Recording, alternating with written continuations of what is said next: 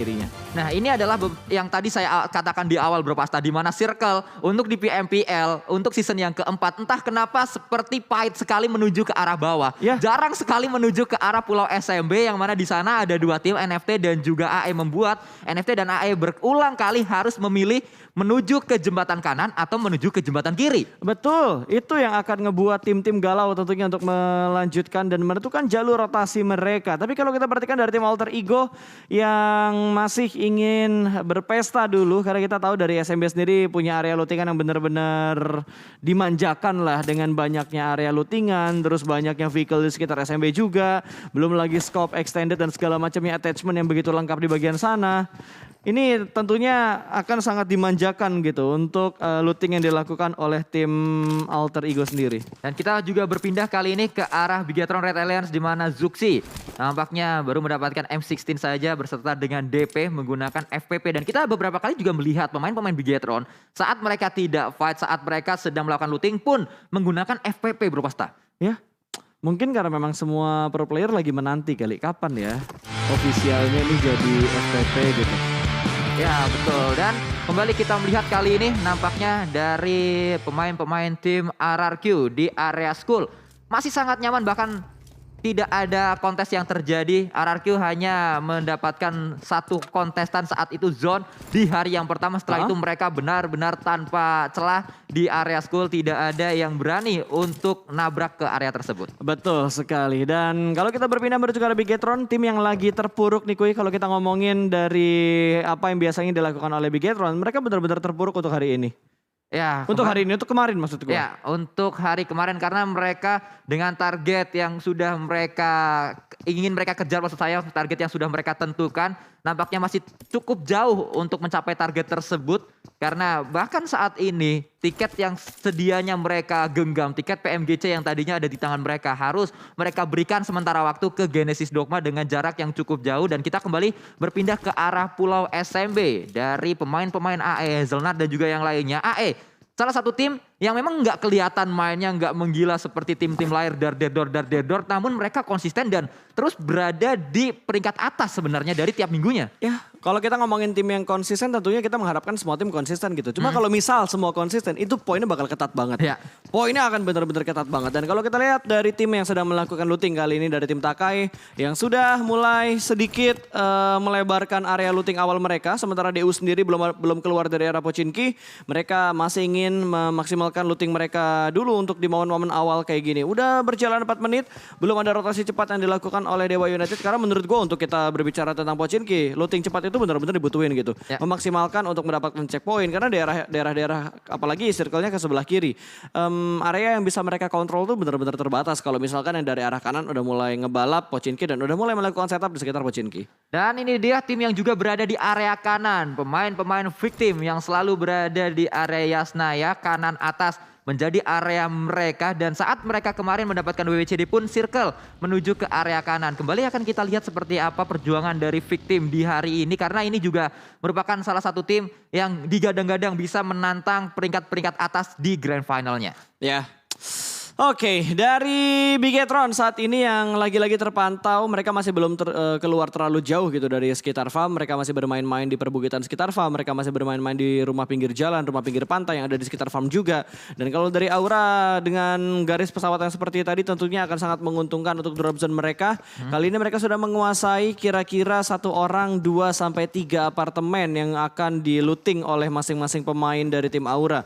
Lihat dari No Mercy sendiri, dari Jaden udah ngedapetin vest level 2, helm level 3, tas level 3, headkit sudah ada 3, bandage-nya 5, boostingannya dia sih. Ini enak banget tentunya untuk Jaden, entah ini bakal dikonsumsi sendiri atau nanti bakal di-share dengan pemain-pemain Aura yang lainnya. Ya, biasanya kalau kita lihat mungkin boosting tidak sebanyak ini ya, tidak sebanyak apa yang Jaden miliki. Mungkin akan di-share juga kepada pemain-pemain yang lain. M4 baru saja didapatkan oleh seorang Jaden dan kita berpindah lagi.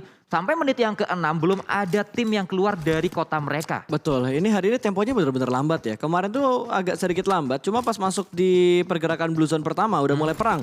Tapi kali ini belum ada peperangan yang benar-benar terjadi, Sanskui. Dan ini dia Satar, pemain yang benar-benar bersinar menjadi star di hari yang pertama. Kemarin gila banget karena mendapatkan 20 elimination di 5 match yang sudah dia mainkan. Dan saat ini sudah mengumpulkan 100 103 elimination. Betul. 103 elimination untuk seorang Satar tentunya akan ngebuat statistik dari Satar sendiri akan meningkat. Dan biasanya nih kalau udah ngelihat yang statistiknya naik kayak gini, mulai akan ada godaan-godaan. Wah betul. Kayak itu lanjut atau tidak. Waduh. Gitu.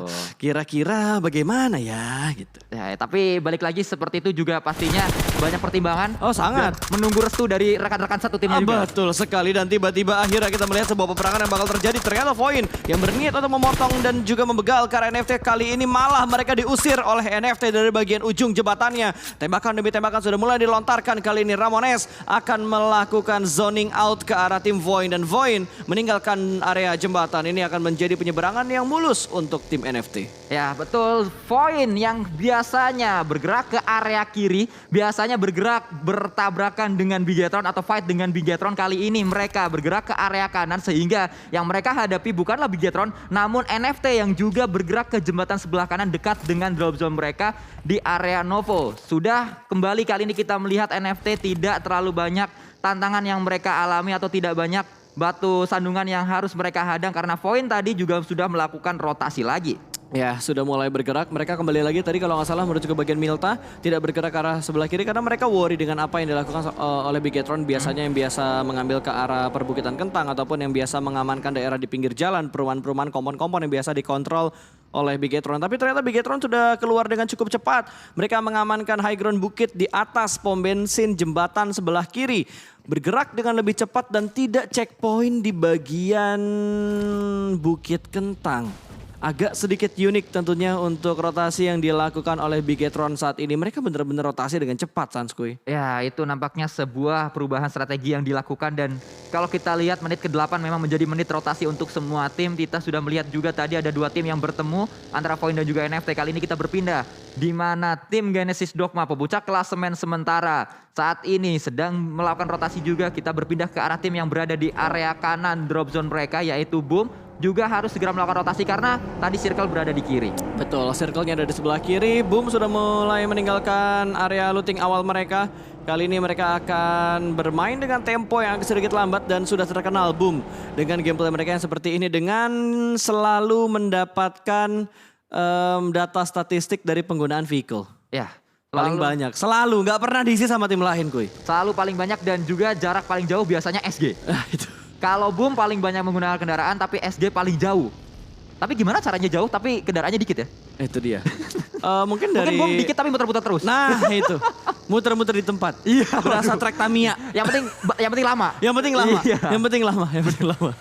Dan kita juga melihat kali ini victim yang nampaknya melewati area atas dari Rozok. Karena Rozok juga sudah ditinggalkan oleh BFD yang saat ini berada di dekat dari rumah banjir. Ya tapi gue suka sih dengan circle yang kayak gini akan ngebuat setup dari tim-tim yang bermain itu lebih bervariasi lagi. Entah mereka akan mengamankan high ground atau bukit paling tinggi yang ada di sekitar Gergopol. Atau mereka akan mengamankan area-area open field seperti yang dilakukan kali ini dari tim Boom yang sudah mulai men-spot setup dari tim Aura. Ada beberapa tapping menuju ke arah ban mobil bagi yang dipunya oleh tim Aura. Dipaksa untuk kehilangan mobil ataupun vehicle yang mereka punya dan akan sedikit memperlambat tentunya rotasi dari tim Aura nanti ketika mereka sudah kehilangan beberapa vehicle mereka. Ya betul, nampaknya ingin melakukan cut rotasi ke arah pemain-pemain Aura. Boom kali ini juga masih meninggalkan Ikyar sendirian saja untuk menjadi palang pintu agar Aura tidak keluar dari compoundnya. Dan kita melihat ke arah yang lain. Tim yang tadi sempat bertemu dengan NFT Void kali ini terus melanjutkan perjalanan mereka. Dan Void sebenarnya di Grand Final kali ini cukup bagus permainan mereka karena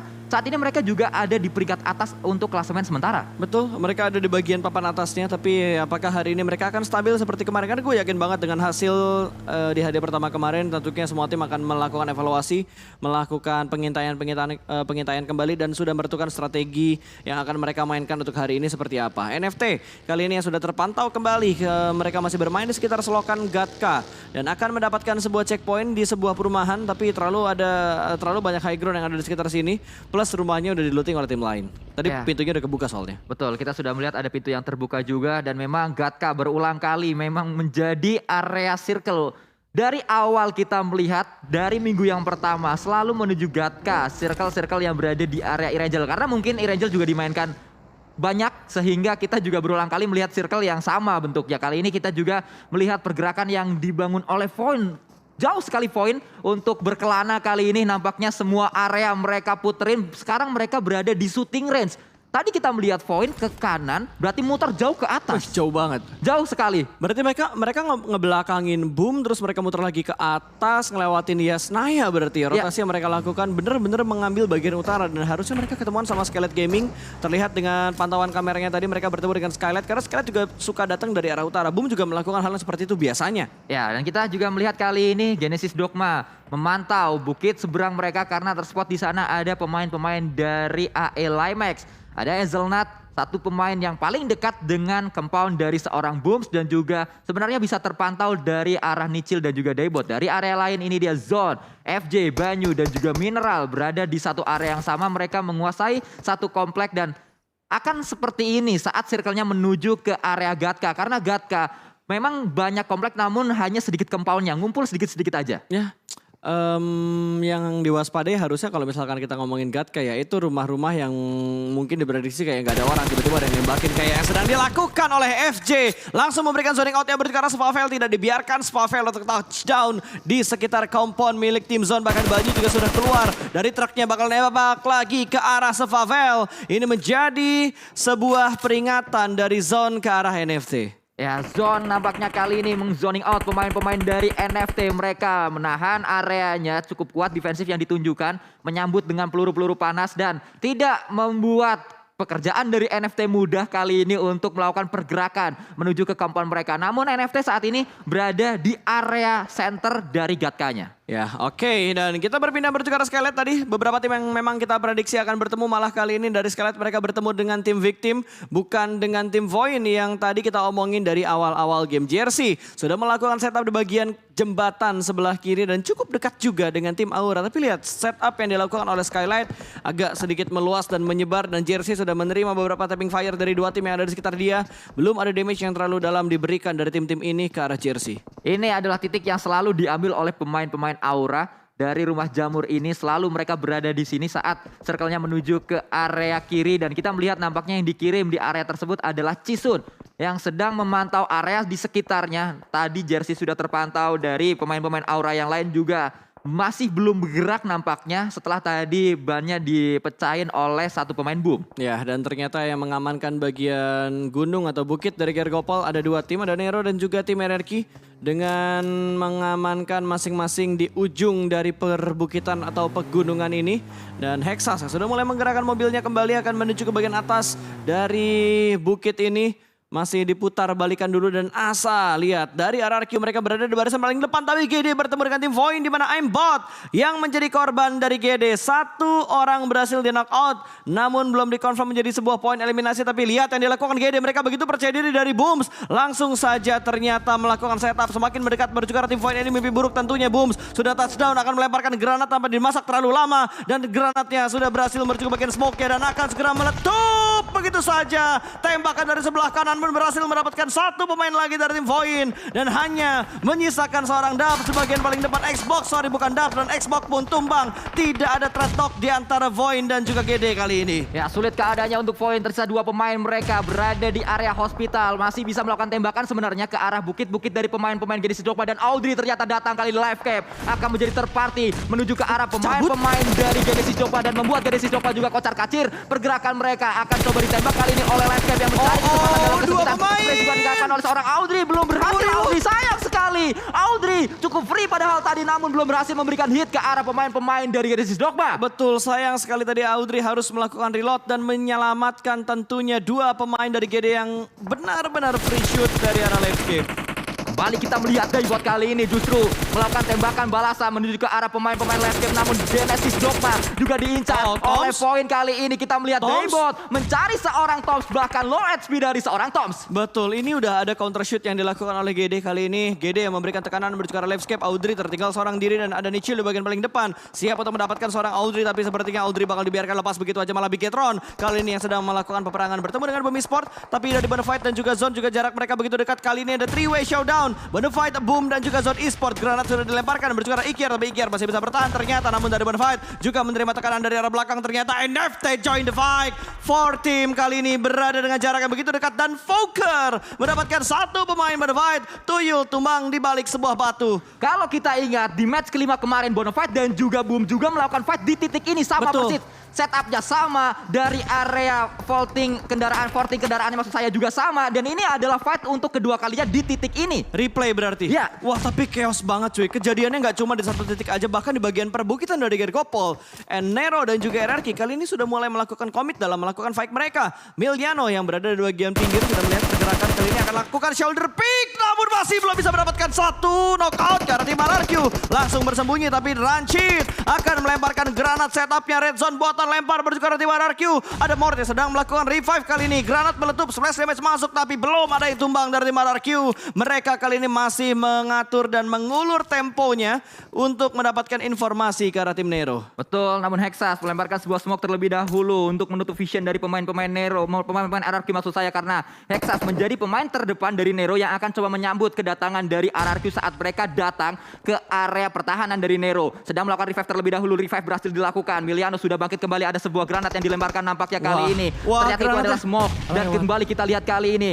Pemain-pemain dari RRQ masih mencari angle yang lebih jelas lagi. Ya, tapi sudah mulai maju perlahan-lahan dari Peko akan menembus ke bagian smoke, melihat satu pemain dari tim Nero akan langsung spray down begitu saja mendapatkan satu orang, tapi ada dua pemain yang telah memberikan backup. Ternyata Peko langsung memberikan spraynya menuju ke bagian atas. Ada backup dari arah belakang, follow up dua pemain tumbang, tapi Rancid yang memberikan backup juga berhasil diamankan. Ternyata masih melihat Peko, satu pemain dari tim Nero terakhir dan sudah di spot begitu saja. RRQ berhasil menjadi king dari pegunungan ini. Kembali kita melihat sebuah backup yang cepat. Ini adalah RRQ yang kita lihat di regular season dan kembali ditunjukkan di grand final. Tidak seperti RRQ di hari yang pertama. Cisun melakukan proning shoot tadi dengan AKM-nya belum berhasil memang memberikan damage ke arah lawan-lawannya. Namun ada Pinky juga melemparkan sebuah granat ke arah pemain dari Aura yaitu Cisun. Betul, tapi ternyata Cisun juga menerima damage dari arah sebelah kiri. Ternyata Skylight melakukan setup yang begitu split, begitu jauh. Bahkan dari seorang Jersey masih memberikan tappingnya, spraynya through the smoke untuk mendapatkan pemain dari tim Aura. Cisun masih bisa bersembunyi dan tenang dalam melakukan proning di bagian smoke-nya. Sudah mulai terspot, granat dilemparkan namun Cisun masih bisa selamat ternyata. Jaden juga siap memberikan backup dari bagian belakang. Ini Chaos kembali bermain dari bagian luar rumah namun ternyata masih belum bisa mendapatkan sebuah knockout. Malah dua pemain Aura yang sedang ter-knockout kali ini dan hanya menyisakan seorang Jaden. The last man standing untuk naga api kita. Harapan terakhir dari Aura ada di pundak seorang Jaden, namun Scarlet Gaming juga datang ke arah compound dari Takai. Ini akan menjadi momentum mungkin untuk Scarlet Gaming karena mereka masih ada 4 pemain yang bisa nembak, sementara Takai hanya tersisa 1 pemain saja dan 2 Aura tersisa 1 pemain. Takai ternyata berhasil melakukan revive sehingga ada 2 pemain yang bisa nembak saat ini. Betul sekali, dan lihat Slayer perlahan-lahan akan langsung menuju ke bagian sana dan Takai yang benar-benar Takai. Smith akan mengontrol angle-nya menuju ke arah last man dari tim Aura. Kali ini Jexi akan merangkak karena jalur smoke sudah dibuat untuk menyelamatkannya. Tapi through the smoke, lagi-lagi percobaan demi percobaan dilakukan dan Jersey berhasil mendapatkan seorang Jexi. 1 pemain kembali hilang dan Aura benar-benar hanya menyisakan 1 pemain mereka saat ini. Ya, namun Gremory ternyata dikirim untuk berlari terlebih dahulu menjauhi area pertempuran sehingga menyisakan 1 pemain Takai berada di area sini yaitu Crash dan juga Jaden. Namun Skylight Gaming ternyata juga masih belum puas dengan elimination yang sudah didapatkannya, masih ingin mengincar kembali pemain-pemain dari Takai dan juga Aura karena split mereka lakukan fokus ke arah 2 arah yang berbeda. Betul, bahkan lihat di arah fit eliminationnya sudah ada Bigetron yang melakukan peperangan kali ini di mana Ryzen tadi yang berhasil dilakukan. Kalau kita perhatikan di arah kill fitnya, tapi RRQ yang baru aja memenangkan fight kali ini mereka bakal langsung tabrak bertukar Zone Sport lewat begitu saja ngepot dan ada Close Combat dan dimenangkan lagi-lagi. Kali ini RRQ menumbangkan 1 persatu pemain dari tim Zone Sport. FJ tumbang dan hanya menyisakan 2 pemain yang sedang melakukan split. Flykido sudah melemparkan granat ke arah tim RRQ. Molotov juga bakal dilemparkan memperlambat pergerakan dari tim RRQ. Dipaksa untuk stay dan tidak kembali mendekat karena dari zone juga mereka kerepotan. Mereka dipush dari 2 tim yang masuknya bersamaan waktunya. Betul sekali, karena memang tidak hanya RRQ yang berada di area ini, ada victim juga di compound yang sama dengan Mineral dan kita melihat Mineral akan coba diincar oleh 4 pemain victim. Ada granat dilemparkan ke arah dalam namun Mineral masih bertahan di sana. Granat juga dilemparkan kali ini oleh 1 pemain dari zone untuk menyelamatkan Mineral. Flekido tadi ada sebuah kokangan granat lagi. Genforce menuju ke arah atas namun Mineral bisa menyambut kali ini Genforce dan Mineral bisa untuk turun terlebih dahulu menggocek pemain-pemain victim. Betul, victim benar-benar digocek kali ini bakal menang. melakukan jiggle namun masih bisa diatasi oleh Rocky. Double pick yang dilakukan Victim berhasil menumbangkan satu persatu pemain dari tim Zone Esport. Dan Zone kali ini hanya menyisakan seorang Flykido. Victim berhasil melakukan retake tapi Boom masih melakukan fight bersama dengan tim Bigetron. Kali ini Ikyar bermain dengan mod FPP-nya. Low toss-nya tipis dan berhasil nge-spot satu pemain dari Bigetron. Luxi tumbang, masih mencari tidak dalam posisi yang terburu-buru tapi Blue Zone yang semakin mendekat harus memaksa mereka untuk bergerak. Sudah mulai ada follow up yang bakal datang. Ryzen bakal langsung throw the smoke mengganti dengan second weapon-nya dengan menggunakan DP-nya Prone shoot dan berhasil ternyata mendapatkan satu, namun Ryzen juga berhasil ditumbangkan. Masih bertarung dan Liquid Prone shoot-nya gagal. Boom berhasil memenangkan fight mereka bersama dengan tim Bigetron dan Bigetron dipulangkan di urutan ke-11. Zone juga tumbang di sana. Kita melihat kali ini RRQ harus fight dengan Victim karena mereka memang sudah bertetangga sedari tadi. Melemparkan granat terlebih dahulu ke arah dalam compound dari Victim. Belum berhasil mendapatkan siapapun. Tapi percobaan selanjutnya. Granat yang kedua kali ini. Dilemparkan kembali akan meledak di sana. Genfos yang diincar namun ternyata mantul. Betul, terpantul keluar, tidak berhasil melewati jendelanya dan ada sedikit setup smoke yang dilakukan oleh seorang Peko. Tatap mata Peko dan lihat RRQ sudah mendapatkan 7 poin elimination, Sanskui. Ya, 7 poin elimination, sebuah modal yang cukup berharga. Dari area lain ternyata NFT datang menuju ke arah batu dari Bonafide, maju ke arah depan. Spray juga dilakukan kali ini mungkin menuju ke arah pemain-pemain Bonafide dan Jumpsuit berhasil. Akan coba menumbangkan pemain-pemain Bonafide yang lain, namun trade kill juga terjadi di sana. Tuyul juga tertakedown. Pavel masih cukup menggila di area ini. NFT Benar-benar barbar banget yang dilakukan oleh tim NFT. Kali ini mereka bakal langsung tabrak lagi ke arah tim yang lain. Bonafide akan diincar dan bots pun tumbang. 8 tim tersisa, 19 player yang masih bermain untuk di menit ke-23. Dan kita melihat saat semuanya fight Dewa United. Mereka hanya menonton saja namun mereka berada di area yang cukup nyaman. PR mereka saat ini adalah gimana caranya masuk ke dalam circle selanjutnya, di mana circle-nya sudah diisi banyak sekali tim. Betul, dari RRQ mereka dapat keuntungan karena rumah yang mereka tempatin masih masuk ke dalam circle, tapi Peko berhasil diamankan. Last man standing untuk tim RRQ. Dan kali ini Victim yang sudah mulai keluar dari compound milik tim Zone Esport. Tadi mereka mengamankan bagian truk yang ada di pinggir jalan. Lower ground mereka sudah cukup ramai. Dan lihat dari seorang Genfos juga bakal what? Dia bakal langsung tabrak ke arah tim RRQ. Oke, bermain dengan tempo kali ini Genfos.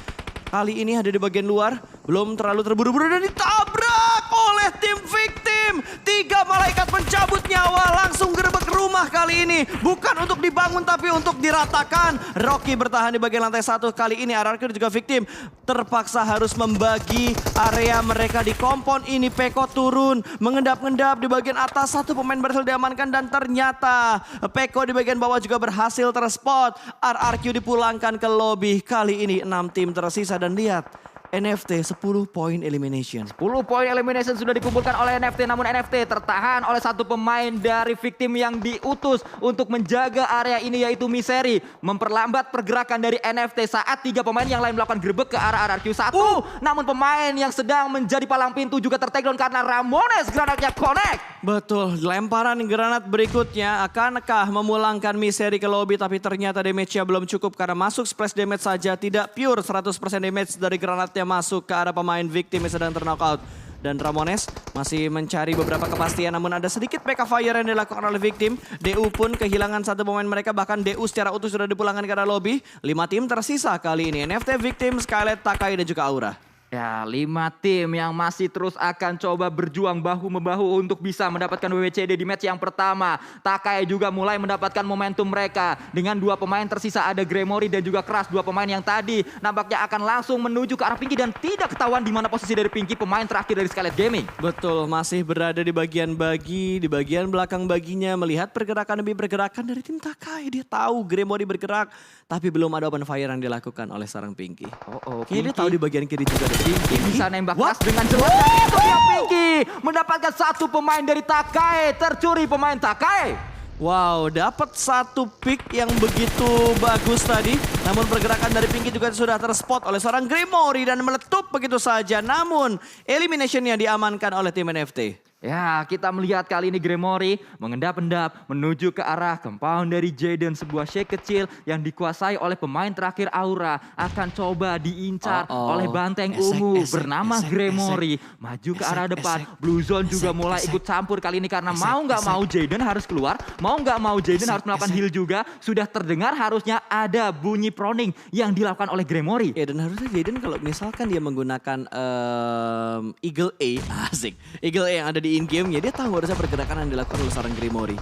Tapi Jaden terlalu fokus untuk melihat victim dan juga tim NFT. Ternyata Jaden, Edkit terakhirnya akan maju ke depan sana tapi terspot oleh Gremory. Kembali poin eliminasi bertambah untuk tim Takai. Dan melihat pergerakan dari victim, front shoot dari seorang Gremory memberikan distraction untuk victim dan juga NFT yang sedang melakukan peperangan. Dan through the smoke dari NFT memporak-porandakan formasi dari tim victim. Satu pemain keluar dari bagian dalam dan winner chicken dinner berhasil diamankan oleh NFT di game yang pertama. NFT bermain dengan cukup baik, bahkan sangat baik. Mereka mengamankan 16 elimination point untuk match yang pertama. Kita tidak melihat NFT yang seperti ini di hari kemarin, namun hari ini nampaknya mereka menjadi penantang selanjutnya untuk berada di peringkat atas klasemen sementara. Gila loh, NFT nih kalau gue lihat ya, peringkat mereka itu ada di peringkat ke-10. 31 total poin yang mereka kumpulkan di hari pertama kemarin. Tapi kali ini mereka membuka langsung dengan 31 poin.